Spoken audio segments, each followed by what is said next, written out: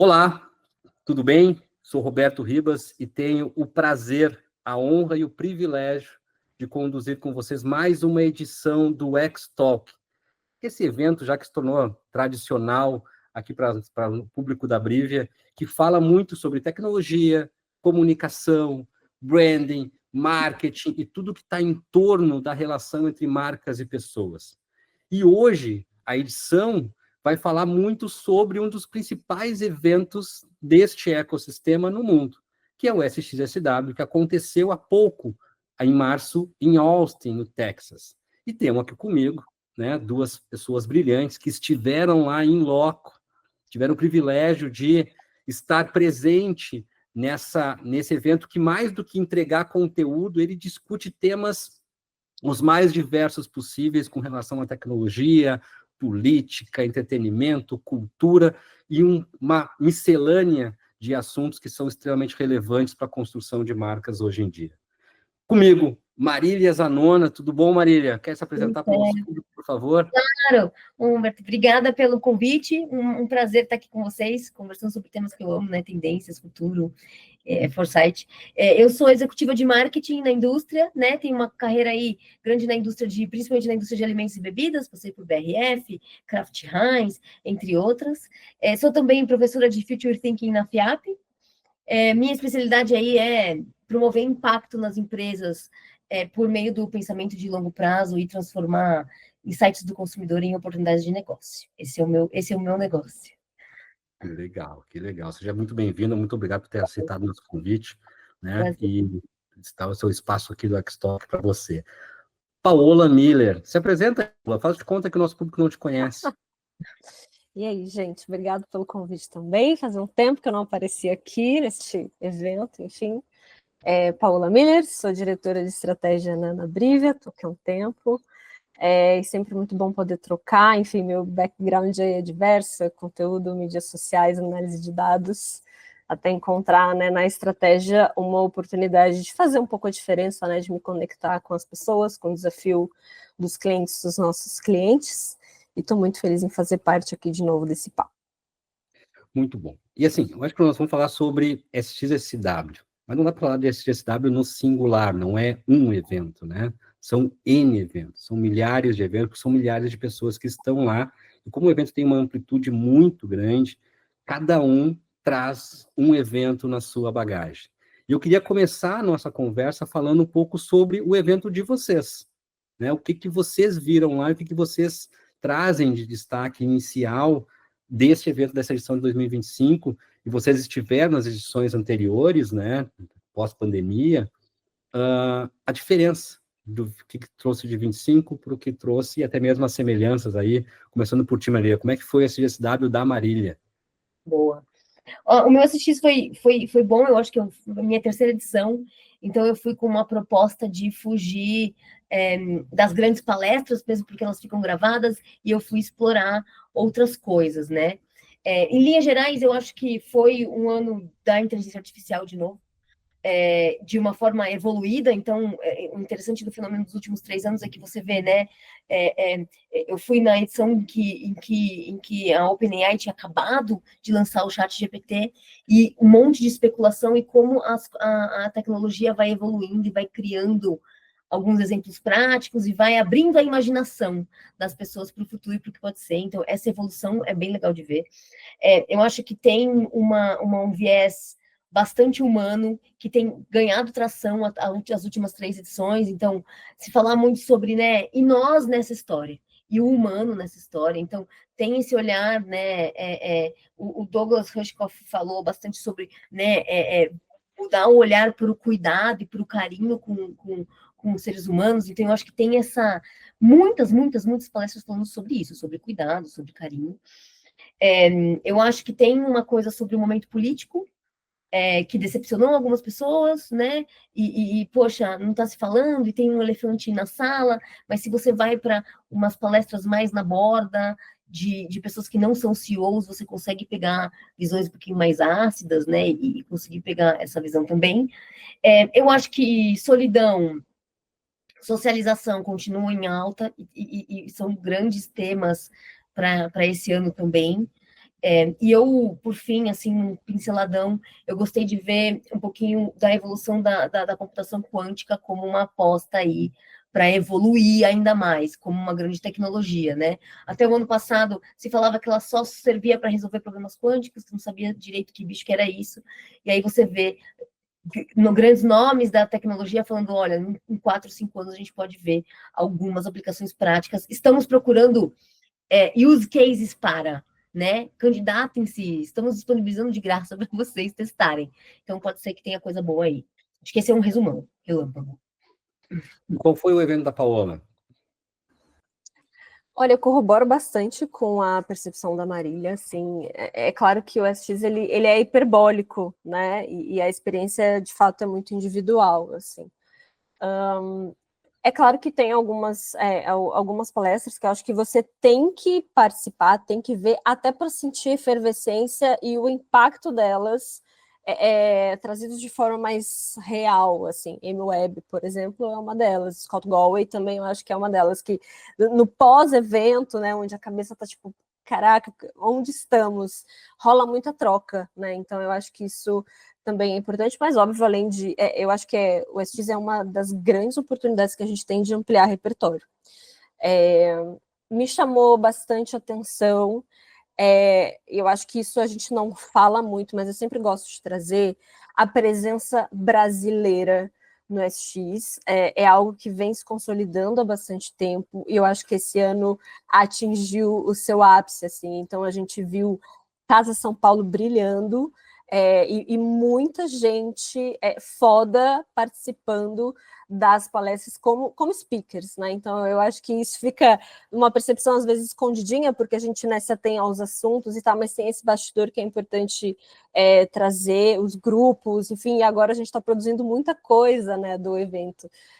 Então isso é massa, assim, de ver, porque mitiga aquela síndrome, né, do impostor que a gente, às vezes, né, dá muito espaço para ela, sendo que a gente não tem um espectro maior aí de análise. Em relação às pautas, eu concordo, eu acho que tem uma evolução da abordagem.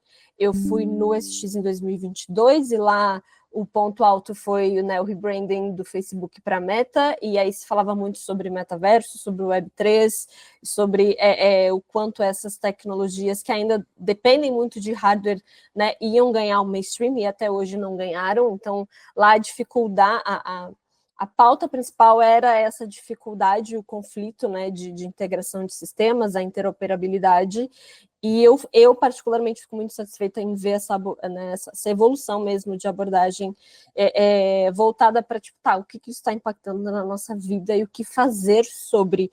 Eu percebo também que a discussão ela está mais prática, sabe? Ela está mais pé no chão e os insights estão mais acionáveis, né? Antes ainda era, né, uma coisa, às vezes, etérea, dependendo, né, da pauta. Eu acho até pelo fato da evolução mesmo de uso, né, da inteligência artificial e das outras tecnologias, essa questão que a Marília trouxe também em relação à computação quântica. Então, acho que esses são os meus highlights. Tem algumas coisas, né, que, enfim, me chamaram bastante atenção, mas aí a gente vai pincelando ao longo desse papo. Muito bom.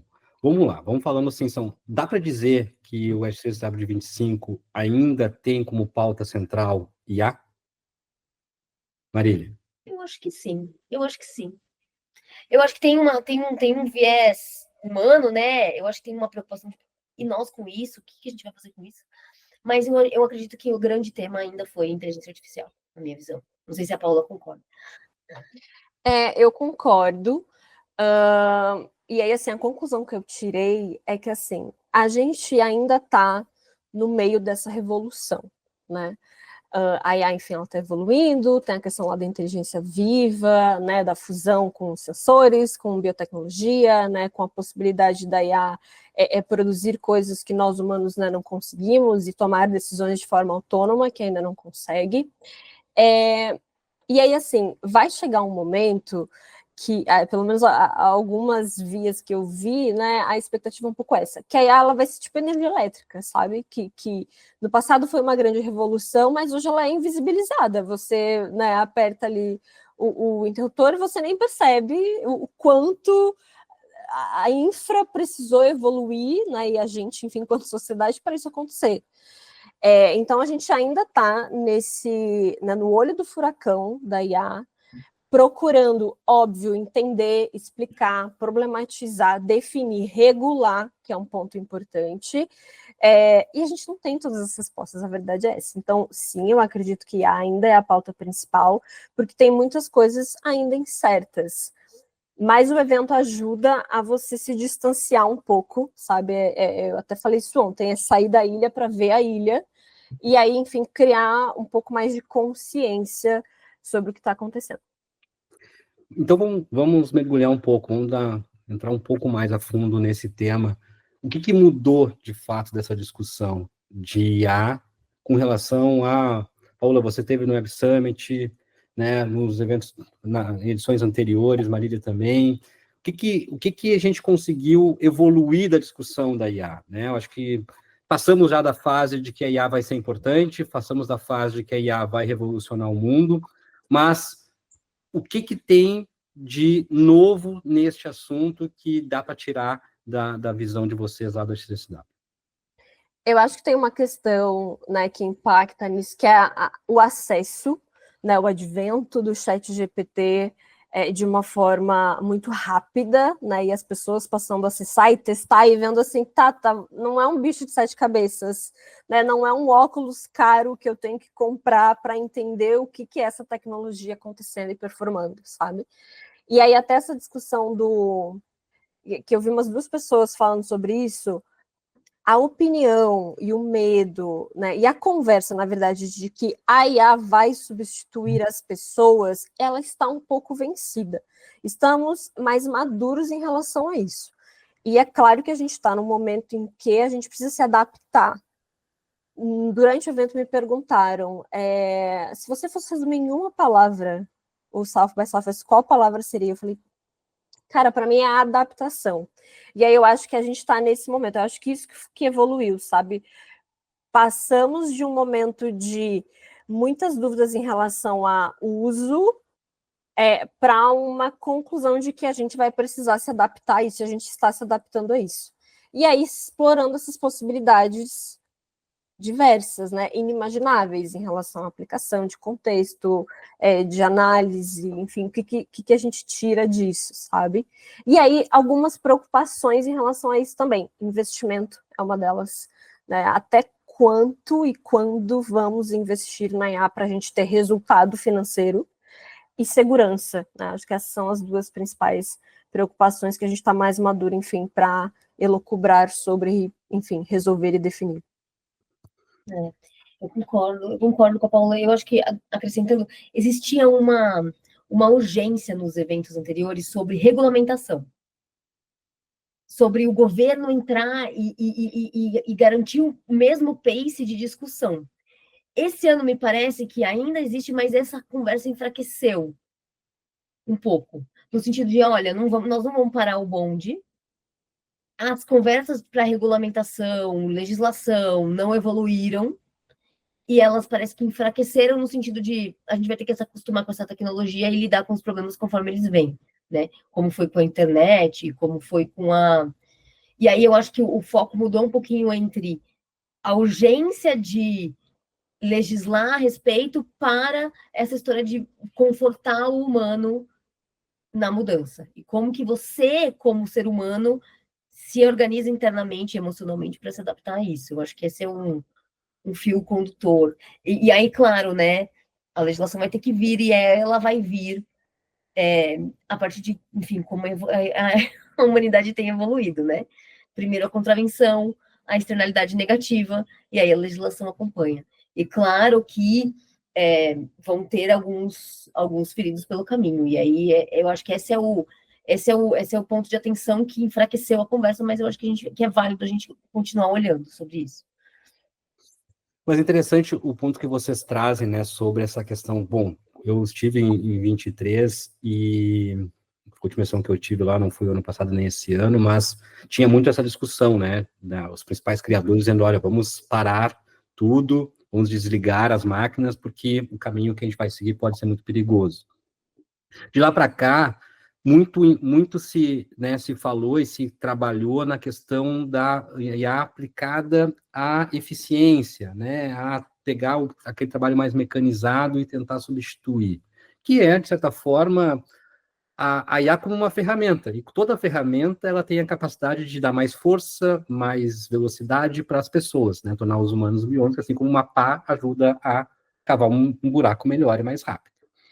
Mas, assim, isso parece muito raso para uma ferramenta que tem um potencial que a internet teve, que as redes sociais teve na vida e no comportamento das pessoas. O que vocês se extraem aí de novidade sobre isso? A Paola trouxe ali a questão do investimento. Aonde está, Paola, na tua visão, os principais pontos de investimento, de inovação que as empresas estão fazendo para uso prático dessas IA, né, depois desse aprendizado todo desses últimos, vamos lá, 3 anos da popularização dela a partir do surgimento do ChatGPT? Eu acho que não tem uma resposta única para isso, e aí trazendo, né, para a vida real, assim, eu acho que a gente ainda navega em níveis diferentes de maturidade do mercado e do segmento em relação ao investimento, né, da IA. Porque, assim, é uma tecnologia nova, é claro que o potencial de resultado é gigantesco, né, tanto para a questão de eficiência operacional quanto para a questão de escala, né, de produção e de ser copiloto, né, de produções, enfim, né, de soluções.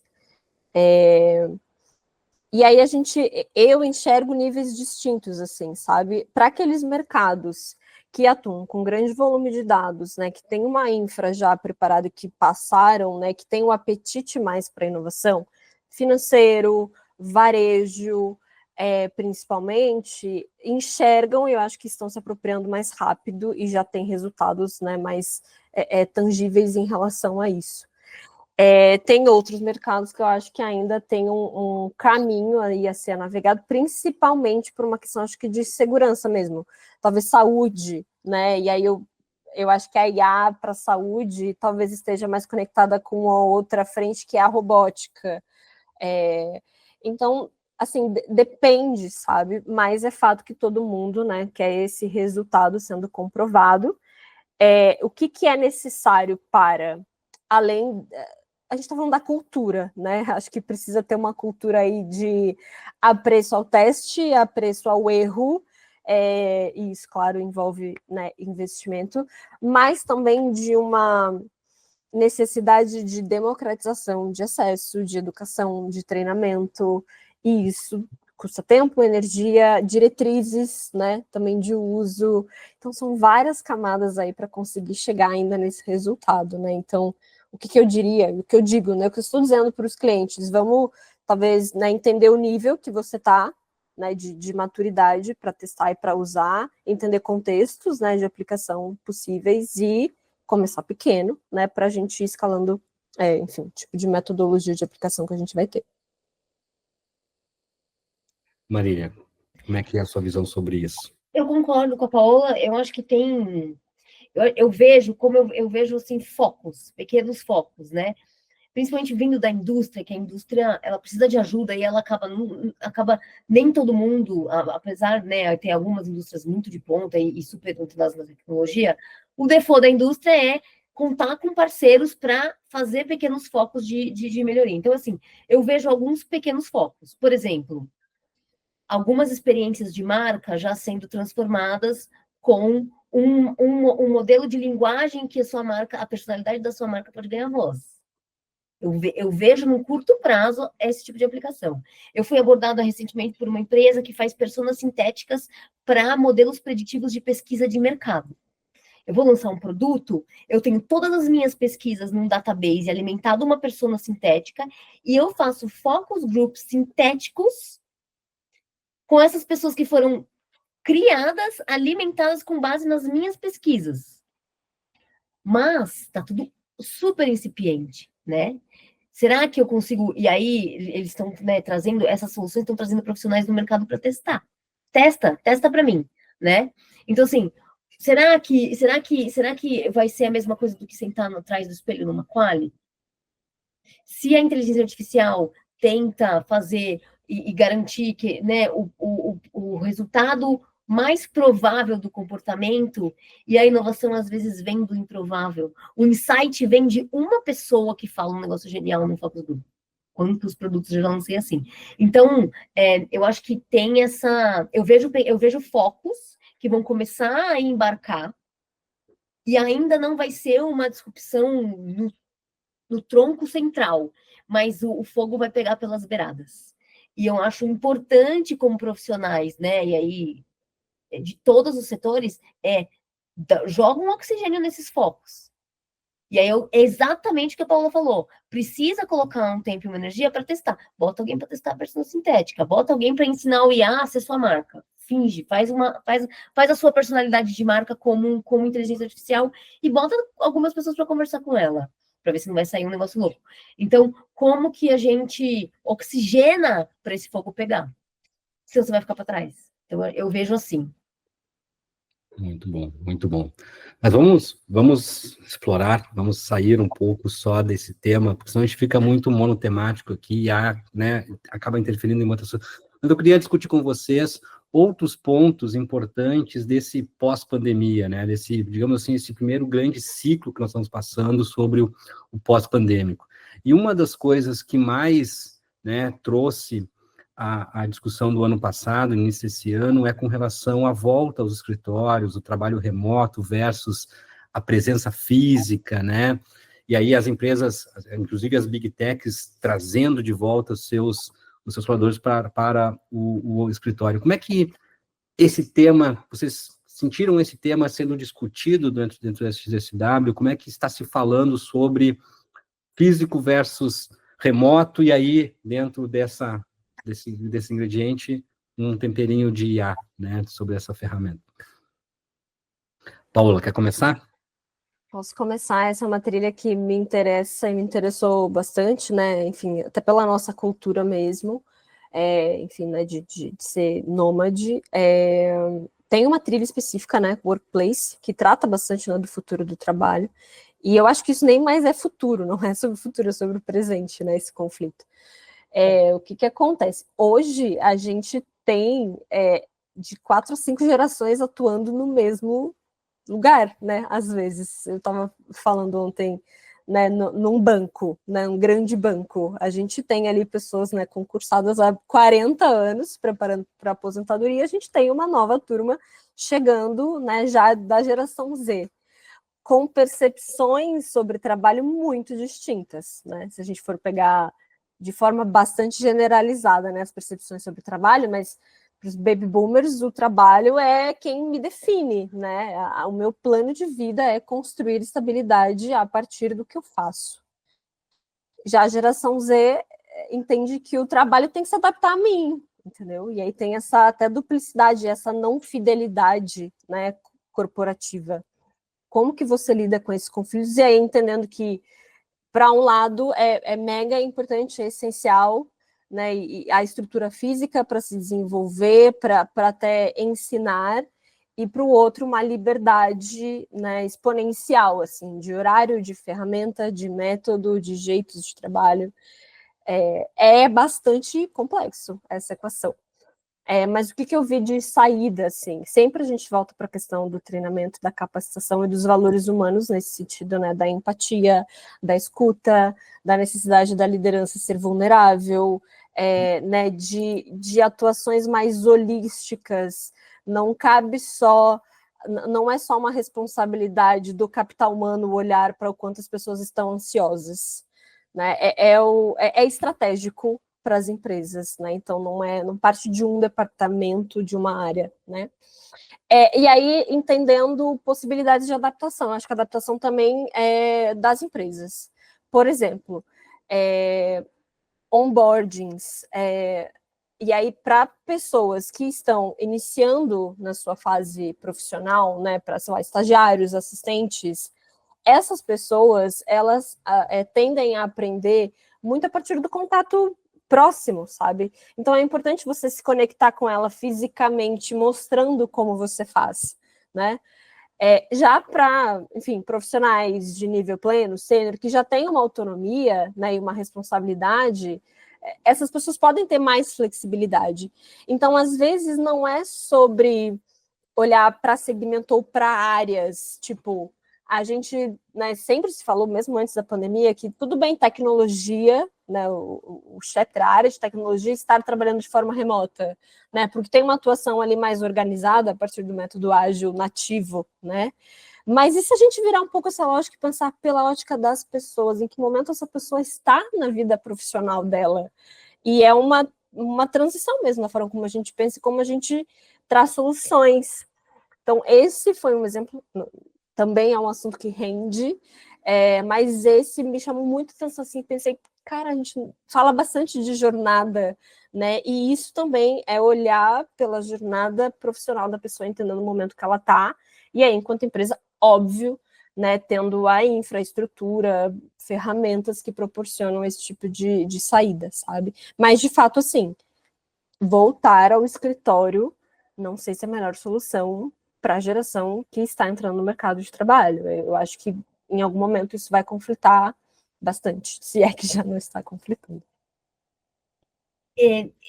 Só acrescentando o ponto da Paula, eu acho que tem uma conversa que eu ouvi bastante, e aí pincelava sobre isso, sobre que a cultura do engajamento profissional, ela mudou, né? A lógica sobre a ótica de vamos obedecer, e eu estou parte de uma organização, e isso me define, e eu estou tranquilo com isso, está mudando, que é exatamente o que a Paula falou. Então, eu acho que tem uma coisa sobre mandar as pessoas voltarem, não é o que vai fazer o engajamento acontecer.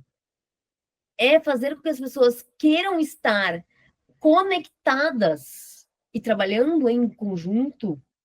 E aí, qual é o meio que você vai fazer com isso? É o que vai fazer a mágica acontecer. E aí a gente tem que entender também o espírito do tempo. Entramos uma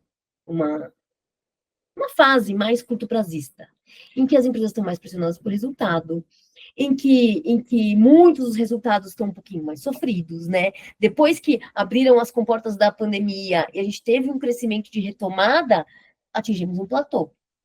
E aí, a lógica do crescimento, o crescimento duplo dígito incessante, que pressiona acionistas, e, enfim, é o jeito como a gente faz as coisas acontecerem. Tá tudo bem, temos que crescer mesmo.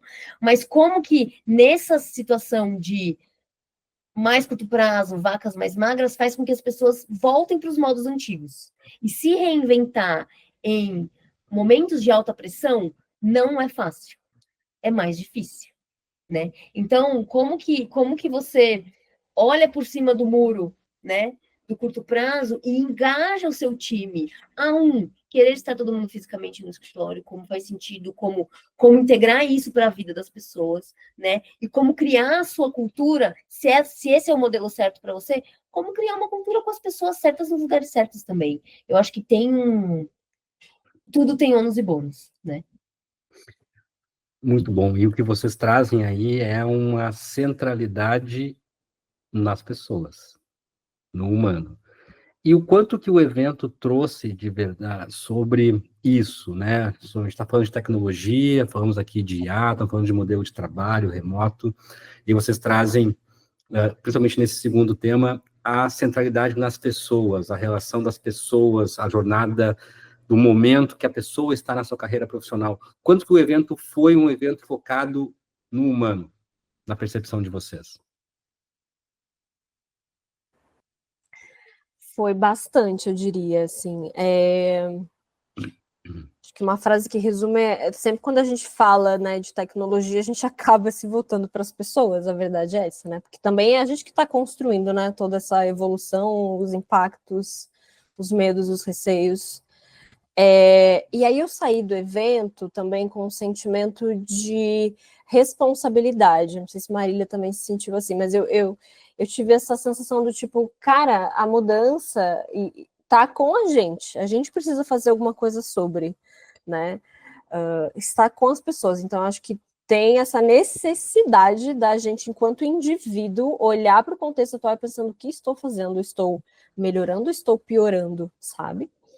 E aí tem essa questão também, acho que o Goy trouxe isso, mas outras pessoas também, que é a epidemia da solidão, né? De fato, temos um problema, né, principalmente ele conectado com as gerações mais novas, e essa imersão, assim, né, acho que também impactado pela pandemia, pela coisa, né, de ficar trancado em casa, sem, né, muitas possibilidades de ampliar a consciência fora daquele ambiente. Então a gente se voltou para a tela, né? Todo mundo se voltou para a tela, mas acho que isso teve um impacto muito grande na sociabilidade, né, dessa geração. E aí séries como Adolescência, por exemplo, vem e dá um soco na cara, dizendo, e aí, gente, vamos prestar atenção na forma como a gente está criando os nossos meninos? Então, sim, se falou bastante. De novo, não tem uma resposta única, mas eu acho que a sensação é essa de somos corresponsáveis, né? E temos que olhar para isso com mais cuidado, né? Com mais carinho, com mais tempo, com mais atenção. Esther Perel também fala bastante disso, né? Da necessidade da gente se voltar para o humano, e sempre as falas dela eu recomendo, né? Acho que está aberto também, porque realmente é uma lição, assim, de vida, de como transitar aí no caos tecnológico que a gente vive. A própria palestra de abertura, né, Paula, com a Caslie Killam, já falou um pouco sobre isso, né? Que tem um pilar da saúde, que não é mais sobre saúde mental, nem saúde física, mas tem a saúde social. E ela falou uma frase que ressoou de uma forma muito... Eu gosto muito de metáforas, e ressoou de uma forma muito impactante para mim. Que ela falou que as interações nas redes sociais são como o consumo de calorias vazias, que te preenche, mas não te nutre. Então, quando você, né, come um biscoito recheado, ou uma comida que não vai trazer os nutrientes que você precisa, que não vai ajudar na sua saúde, né, física, da mesma maneira que as interações superficiais, né, deliberadas aí por um algoritmo, não vão saciar as necessidades emocionais, de saúde do ser humano. E aí, eu acho que é super emblemático ter aberto o evento, né, e o SX, com uma palestra sobre, né, trazendo uma nova dimensão da saúde, que é a saúde social, e olhar para o próximo e olhar para o outro. Então, eu acho que tem uma temática importante aí. E como é que a marca se conecta nisso? O que o evento falou sobre o papel das marcas neste contexto, né, de superficialidade, de solidão, de ansiedade, de uma mudança na forma de trabalhar, esse mundo multiverso, no sentido de diferentes, né, gerações convivendo juntas e discutindo coisas, e um conflito geracional permanente. Qual é o papel das marcas nesse sentido, né? O que a marca precisa fazer para se conectar e minimizar esses impactos? A palavra que eu mais ouvi foi comunidade. Comunidade, comunidade, comunidade. Então, assim, como as marcas se inserem de forma relevante, criando e sendo parte de uma comunidade. E uma comunidade que não é uma relação do maior para o menor, né? É uma comunidade em que todos têm o seu papel, em que as pessoas constroem coisas novas, em que elas interagem de uma forma que é bom para todo mundo. Então, o que eu tenho visto muito, Roberto, nessa conversa de calorias não vazias, e aí se a gente for falar de calorias nutritivas na interação com as marcas, eu apostaria na construção de comunidade e na inserção das marcas como criando externalidade positiva para essas comunidades mesmo, né? Não sei o que a Paola acha, o que ela viu de diferente. Sim, eu concordo também. E aí é um conceito que... o que eu vejo, assim, de uns tempos para cá, quem né, olhando para os meios digitais, para os canais digitais, quem são os principais agentes de comunidade? Os influenciadores, né? Eles têm as suas, né, comunidades, e as marcas se conectam a eles para chegar nesses círculos. E aí agora parece que esse caminho está encurtado, não excludente, mas está encurtado, né? Uma necessidade, de fato, das marcas criarem, né, ao seu redor comunidades, né, grupos ali de interesses específicos, e aí eu complementaria com 3 coisas, uma que é, dentro dessa comunidade, a necessidade, isso não é novo, das marcas falarem de forma muito horizontal com as pessoas, né, da morte dos scripts, assim, né, de, tipo, estabelecer a linguagem a partir do que a sua tribo, a sua comunidade, a sua audiência fala, né. E aí, tem uma coisa importante aí, que é você se despir da necessidade de ter que participar de toda trend que está na internet enquanto marca, porque sempre gera essa discussão, né? Tipo, tá, e aí? As fotos da IA ali do Estúdio Ghibli, vão entrar, não vão entrar? Então, todo meme que sai, as marcas têm essa dúvida, né? Essa discussão vem à mesa. Então, acho que a partir do momento que você entende a linguagem que o seu público fala e consegue se conectar a isso de uma forma muito natural, que é difícil, mas é necessário, você consegue estabelecer, né, vínculos mais verdadeiros. O outro ponto que eu diria é sobre participar e ser um agente atuante culturalmente, sabe? É entender o seu espaço-tempo, os problemas e o que você está fazendo, né, em relação a isso, né? E aí gerando, né, respostas positivas. Vou dar um exemplo, né, o que bancos, por exemplo, e outras instituições financeiras estão fazendo para mitigar ou entender ou ajudar na questão das bets, né? É uma pauta, é um problema que a gente está vendo. Então, o que estamos fazendo em relação a isso? Então, essa necessidade, né, de entender os zeitgeist mesmo e atuar sobre mesmo, né, sendo uma marca. E aí, o terceiro e último ponto que eu vi, né, essa questão da comunidade também muito conectada com discussões em relação ao relacionamento com o consumidor. Programas de CRM, de fidelidade, e a verdade é que, assim, tá todo mundo meio cansado dos programas de relacionamento meio pasteurizado, assim, né, os mesmos benefícios, os mesmos parceiros, a mesma mecânica de compra, resgata, acumula ponto. E aí, uma necessidade de evolução, de ter uma conexão puramente funcional e condicional. Eu comprei uma passagem aérea, eu voei, então eu ganho pontos. Está condicionado à minha compra. De ser funcional para relacional, de que forma eu posso estar mais presente de verdade na vida das pessoas. Não é na jornada que eu tenho, né, que intersecciona a minha relação enquanto consumidor com a marca. É sim na vida do consumidor, de que forma você pode ser útil. Será que esse tanto de milha e de pontos ele pode utilizar em outra coisa mais útil na vida dele? Daqui a pouco um serviço de bem-estar, terapia, saúde, enfim, as possibilidades aí são infinitas. Então eu vejo essas 3 coisas. Boa. Eu acho que tem uma coisa que conecta com algo maior também, que é uma crise de confiança. E aí, como que a gente, né, se a IA vai destravar uma hiperpersonalização, como que você não cai nessa vala comum que a Paula falou, de fazer uma coisa pasteurizada, e que você gera o efeito contrário no consumidor, que é o afastamento e não o relacionamento, né? E aí o consumidor está cada vez mais crítico, então greenwashing não cola mais, né? Social washing não cola mais. Até em Austin estavam falando de weird washing, né? Você fica aí falando que você é da tendência, mas você não é, você é um vendidão, uma ex-prisão. Então, assim, como que o consumidor, cada vez mais crítico, vai pegar em 1 milésimo de segundo se o seu papo não é genuíno, né? E como que você não tenta não ser uma transação comercial? Porque você é uma marca que vende coisas. Então, como que você se empodera de uma personalidade autêntica, mas trazendo vantagens reais? Porque, olha, assim, eu sou um fruto do comércio, mas eu posso te trazer outras coisas legais também, né? Então, eu acho que tem uma coisa sobre transparência e autenticidade aí. Autenticidade é uma palavra ruim, porque ela está abatida já, mas eu acho que tem uma coisa sobre ser verdadeiro, que senão você vai gerar o efeito contrário. Muito bom. E aí tem tudo a ver com marca, né? Tem a ver com branding, de consistência, propósito, né? O quanto que você tem capacidade de se conectar de verdadeiramente ao que importa para as pessoas, né? E de uma forma legítima, né? Não trendy, mas, de certa forma, consistente ao longo do tempo, sem perder a adaptação ao espírito do tempo.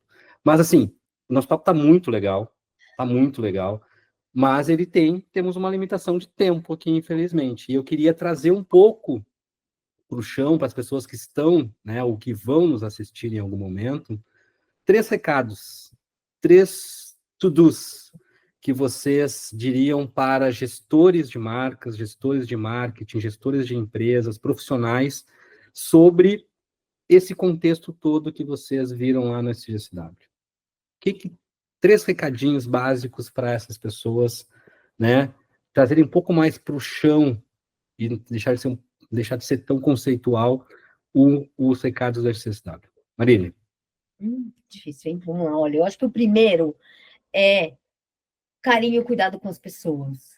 Por mais, e eu concordo com a Paola, por mais que né, alguns empregos vão deixar de existir, outros vão surgir, de um ponto de vista geracional, não causa muito estrago, mas no ano, na vida, na família de uma pessoa, pode causar, porque aquele é o mundo dela todinho. Então, eu acho que marcas e empresas, eu acho que é carinho e cuidado com essas pessoas e com as pequenas tragédias individuais dessas vidas, eu acho que isso é um recado importante.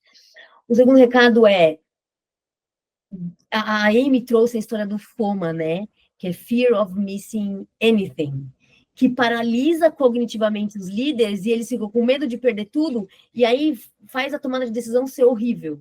Então, assim, relaxem com a incerteza, e tomem decisões autênticas e verdadeiras na incerteza, com a melhor informação que você tem, né? E eu acho que o terceiro recado meu é deixa o fogo pegar pelas beiradas. Testa coisas. Deixa entrar. Eu acho que é sobre medo também, né? Vai atrás. Cutuca. Ainda que comece pequeno, mas deixa o fogo pegar.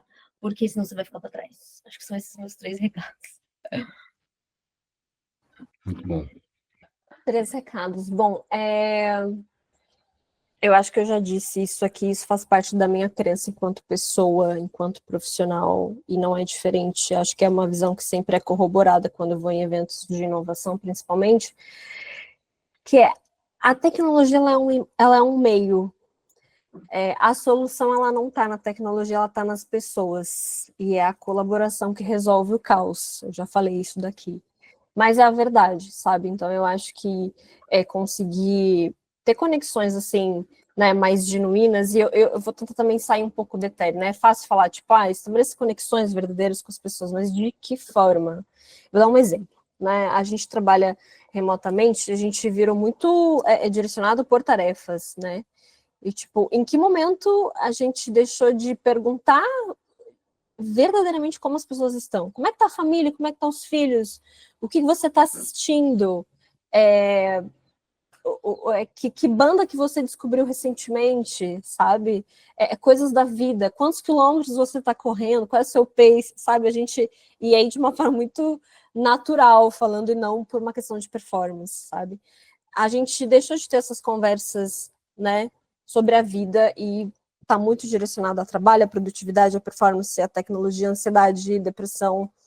Então, acho que voltar 2 casas e procurar saber o que é essencial, assim.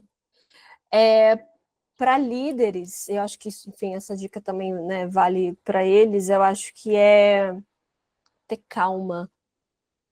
A gente está sempre correndo, né, na rodinha ali do hamster, então desacelerar um pouquinho, né, tentar também transmitir esse sentimento de calma para as pessoas, sabe? Tá todo mundo tentando entender e, de certa forma, sobreviver a esse caos que a gente está né, imerso. E aí, acelerar isso não ajuda, né? Eu acho que dá o efeito oposto. Então, ter calma, eu acho que é uma outra saída. E aí, por fim, é tentar se desconectar um pouco mais. Como eu falei, é voltar 2 casas mesmo, assim. É tipo, será que o quão nocivo está sendo para a gente ficar 4 horas, né, por dia na tela? Tirar um pouco da tela, né? Tipo, a gente sai da TV e vai assistir uma série, a gente sai do trabalho, né, do computador e vai assistir uma série na TV, é sempre tela, tela, tela. de que forma a gente pode ter hábitos mais offline, assim, né? E aí tem iniciativas, tem soluções para isso, né? Toda hora eu vejo, assim, novas iniciativas mesmo, tipo de jantares, né, em que a gente é convidado a pintar a taça de vidro, sabe? Outras soluções que fazem você se encontrar com pessoas que você não conhece. E aí, né, conhecer pessoas sem um aplicativo ali, um cardápio para a esquerda, para a direita. Então, acho que é tentar viver mais momentos offline. Não sei se essas dicas são para profissionais, acho que são para pessoas, mas de alguma forma a gente consegue levar um impacto positivo isso para o trabalho. Acho que é isso que eu diria. Muito bom. E querendo ou não, ambas, né, trouxeram um recado único, que é sejam mais humanos, né? Vivam mais com a certeza, tomem mais decisões de forma, né, humana, vivam mais sem uma dependência de tecnologia. Eu acho que esse é um grande recado e uma forma muito legal da gente fechar aqui o nosso X-Talk. Foi muito bom conversar com vocês. A Brivia desenvolveu, né, a Paola esteve lá presente, ela e o nosso CMO, Fábio Rios, e a gente construiu um conteúdo muito legal que nós estamos levando aos nossos clientes e nós queremos, de toda forma, compartilhar com o máximo de pessoas possíveis. A Brivia trouxe aqui uma visão muito ampla, muito qualificada do evento, de quem esteve nas últimas 3, 4 edições do evento, né? Então, assim, muito obrigado, meninas, muito obrigado pela contribuição de vocês, foi um prazer de novo conduzir o X-Talk até aqui e que a gente se veja na próxima edição. Até mais. Eu que agradeço, um prazer. Obrigada, gente. Até a próxima. Até a próxima.